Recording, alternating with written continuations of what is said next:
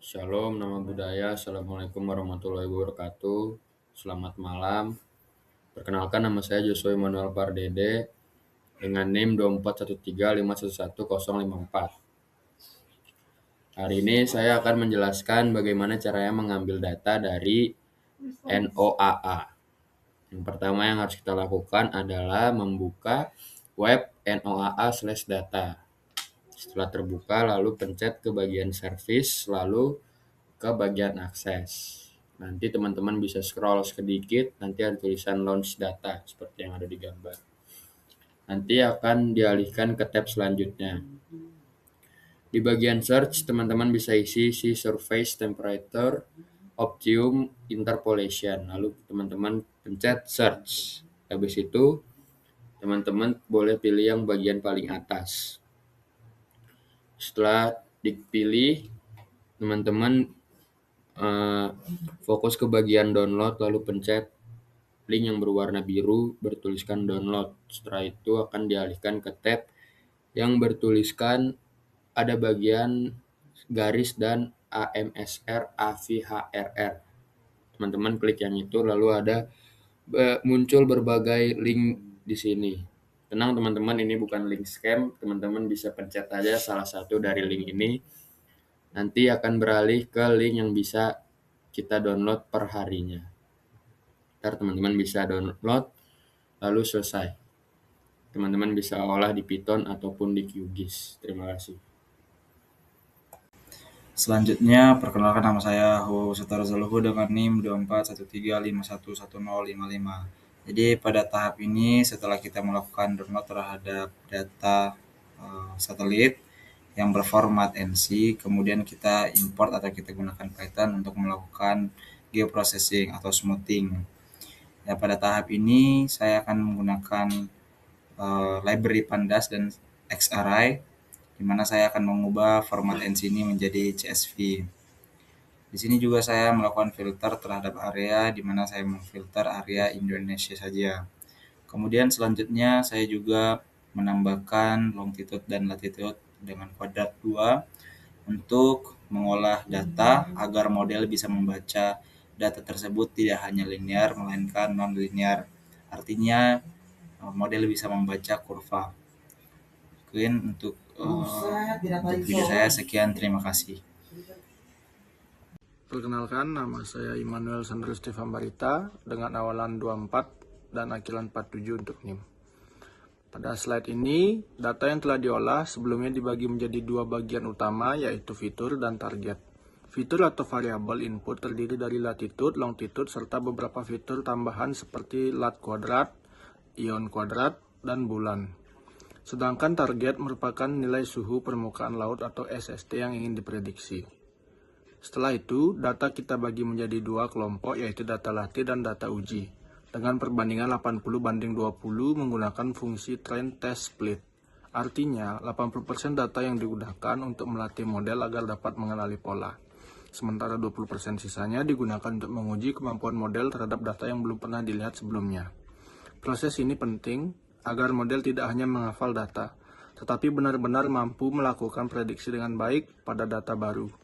Hasil dari pembagian ini kemudian disimpan ke dalam beberapa file CSV, sehingga dapat digunakan kembali pada tahap pemodelan tanpa perlu mengulang proses sebelumnya. Jadi perkenalkan, nama saya Amaral Vita Imaniar dengan NIM 2413511048. Di sini pada slide ini ditampilkan penerapan model lasso regression dan ridge regression untuk memprediksi SST penggunaan Python. Pada bagian kiri terlihat proses pemanggilan data training dan testing, kemudian model dilatih untuk digunakan untuk menghasilkan prediksi. Hasil prediksi tersebut disimpan dalam bentuk CSV untuk digunakan pada tahap selanjutnya. Di bagian kanan ditampilkan grafik perbandingan antara nilai aktual dan hasil prediksi. Titik yang mendekati garis diagonal menunjukkan bahwa model memiliki performa yang cukup baik dalam memprediksi SST. Ya, selamat malam, kenalkan nama saya Iqbal Hamdillah dengan NIM 2413511052. Di sini saya akan menjelaskan perbandingan data SST menggunakan model random forest. Pada bagian ini kita menggunakan model random forest untuk memprediksi nilai sea surface temperature atau SST. Gambar pertama menampilkan grafik perbandingan antara SST aktual dengan hasil prediksi model. Terlihat bahwa titik-titik data menggunakan pola garis diagonal yang menunjukkan bahwa hasil prediksi sangat mendekati nilai aslinya, sehingga model memiliki akurasi yang baik. Sementara itu, gambar kedua memperlihatkan proses pembuatan model menggunakan Python, dimulai dari membaca data latih dan uji. Latih model random forest dengan 100 pohon keputusan hingga menghasilkan prediksi yang kemudian disimpan ke dalam file. Secara keseluruhan, model ini mampu menangkap pola data dengan sangat baik. Sekian, terima kasih. Baik, saya Hafiz Aryo Hadi Prabowo dengan awalan NIM 24 dan akhiran NIM 63 ingin menjelaskan mengenai hasil penerapan model XGBoost Regressor untuk memprediksi nilai SST atau Sea Surface Temperature. Pada bagian kode menunjukkan proses pembacaan data, latih dan uji pelatihan model dengan parameter tertentu hingga menghasilkan prediksi. Grafik di sebelah kiri merupakan perbandingan antara nilai aktual dan prediksi yang terlihat membentuk pola linear mendekati garis diagonal. Hal ini menunjukkan bahwa model memiliki performa yang baik karena hasil prediksi cukup mendekati nilai sebenarnya.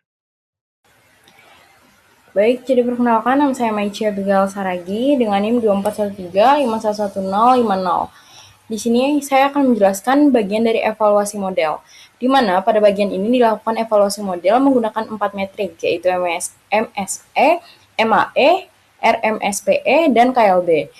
Metrik ini digunakan untuk mengukur seberapa error antara hasil prediksi dan data aktual dari masing-masing model.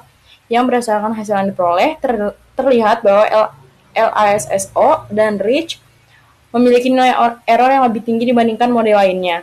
Hal ini karena kedua model tersebut hanya mampu menangkap hubungan linear, sehingga kurang cocok untuk data SST yang memiliki pola kompleks. Sedangkan random forest menunjukkan nilai error yang paling rendah, yang berarti model ini memiliki performa prediksi yang paling baik. XGBoost juga menunjukkan hasil yang cukup baik meskipun masih sedikit lebih tinggi dibandingkan random forest, sehingga dapat dilihat bahwa model berbasis tree lebih efektif dalam memodelkan data SST. Terima kasih. Selamat malam, saya Adrian Masur Nathaniel dengan NIM 2413 511057 akan menjelaskan visualisasi dan integrasi menggunakan QGIS. Jadi slide ini menampilkan hasil visualisasi dan integrasi data menggunakan QGIS untuk menggambarkan pola distribusi spasial secara komprehensif. Data yang disajikan memperlihatkan variasi nilai data dalam bentuk sebaran terklasifikasi, sehingga memudahkan dalam mengidentifikasi perbedaan karakteristik pada tiap wilayah. Selain itu, ditampilkan pula distribusi suhu permukaan laut di wilayah Indonesia yang divisualisasikan melalui gradasi warna, sehingga pola persebaran suhu dapat diamati dengan lebih jelas melalui visualisasi ini. Analisis terhadap kondisi oceanografi menjadi lebih efektif karena data yang kompleks dapat disajikan secara informatif, sistematis, dan mudah dipahami. Sekian, terima kasih.